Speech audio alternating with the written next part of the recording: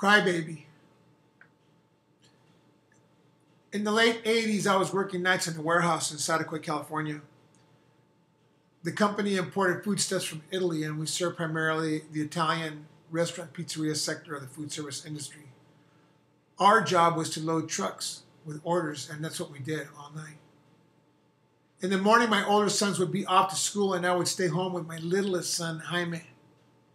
My greatest challenge was to stay awake for a 3-year-old who, although capable of entertaining himself to a degree, he needed my attention.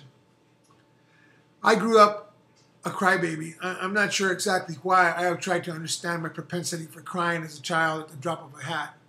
Early on, my father would wonder why I would do things I wasn't supposed to do. I guess I didn't listen really close enough, and so when asked why I did something wrong, I would cry. For years, my mother, my aunts, my cousins, my grandmother, and almost everyone that knew me felt bad for me and ran defense. My father had his hands full as he tried to raise me to be a man of character. I even bought into the whole poor little Georgie philosophy and grew up believing I had it tough. I had the meanest father in the world, and I had plenty of witnesses to back me up. As a young man, all the way through college and later, I grew angry and resentful. Everything I was reprimanded for became personal, and relationships are hard-pressed to survive such pressures. Even when I was wrong, I found it hard to admit my responsibility. I would much rather blame him. He's so mean, I would think deep inside. Why won't he give me a chance? I was in my 30s, and drinking and drug abuse had brought me to a low point at which I was fortunate enough to have loved ones supporting me through my hell until one day God lifted me out of my rubble. That's a story for another time, but must be pointed out now. I was tired, but in a good place. I was not angry or resentful anymore. But years of my behavior had stressed the relationship with my dad. He was gun-shy with me, and at 34 or so, I could still see him shudder when he talked to me, wondering if I would cry or not. My dad never was one to dice words, and so they could bite. I was in a different place now, mentally, spiritually, physically, emotionally. I was a different man. I did not hear my father being mean anymore. The words coming out of his mouth were not much different than before, but my discerning was changed. It was almost as if the whole rest of our lives he had been speaking a different language, and now I finally learned the language he spoke. The relationship was still hard. That morning I began to tell you about was like any other, and Jaime was running around the house like always. Dad, Dad, Dad, Dad, Dad. What, Jaime? What do you want?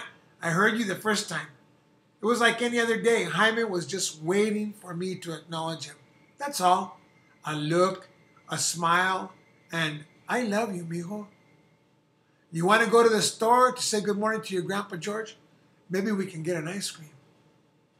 Jaime never argued with that proposal, and so off we went. We walked next door to the store.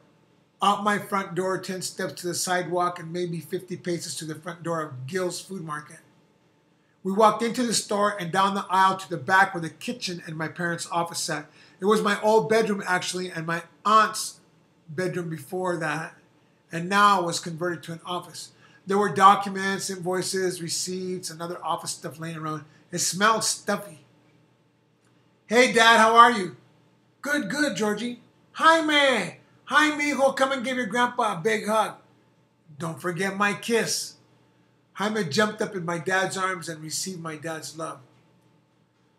Why is my dad so different with my kids than he was with me, I thought. I heard something come over the front counter to the office intercom. Jorge, ven para enfrente. George, come to the front. There was a black and white television monitor on top of the desk, and we could see Hortensia, the grocery checker, at the front counter. My dad noticed something I didn't, and without speaking a word, quickly rose from his seat, proceeding in his usual quick pace to the front of the store. I followed behind him as he walked all the way out to the front of the store. I lost track of Jaime. He was following somewhere behind me. Right past the meat counter where Gustavo, the meat cutter, played with knives of all sizes and purposes. Past the bread rack where the aroma of Weber's loaf bread permeated the air. and where years earlier we found a ticket under some shelf lining, probably belonging to my grandfather Juan Gil, for the 1960 Democratic Convention. He loved John Kennedy. Around the corner, what the hell? What was happening? I don't know.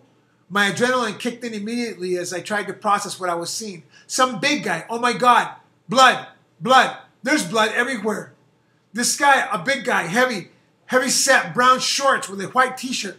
Oh hell. He stabbed or he cut or he sliced my dad.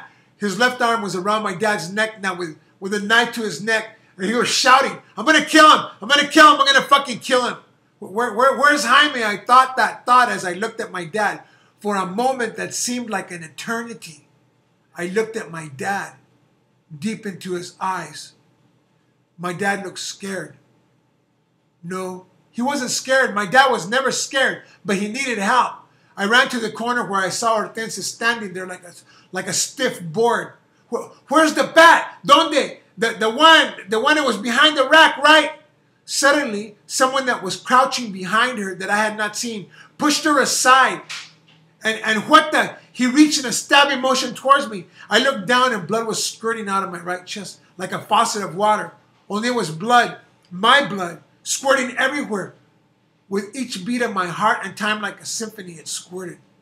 The shouting continued. Oh God, where is Jaime? My dad looked at me and no words were spoken, but the message was clear. If you don't do something, we're going to die. We are going to die. The guy holding my dad with a knife to his neck was still shouting. He was going to kill my dad. The guy at the counter was jostling back and forth with me in a death dance. Not today. This will not happen today. Not now. Oh God, not now. There was a 12-pack of Budweiser cans on the counter and bottles of wine on a shelf nearby. But both seemed like poor weapons. But in a pinch, for a second, a moment, the guy holding my dad and shouting grabbed my attacker's attention. Quickly, I grabbed the 12-pack of beer with all the force I could muster. I hit him in the back of the head. He went down. His knife flew sliding on the ground. He ran after it and screamed, "Let's get the fuck out of here!" The other guy let my dad go and ran after him. In my rage, I ran after them and grabbed a jar of Planters dry roasted peanuts from the shelf.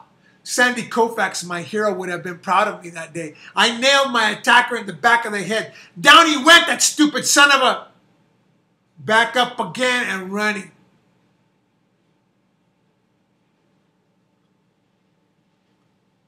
Sometime later, my dad thanked me. He said I saved his life. I saved my own. I love my dad. Jaime was okay. And I did not cry that day.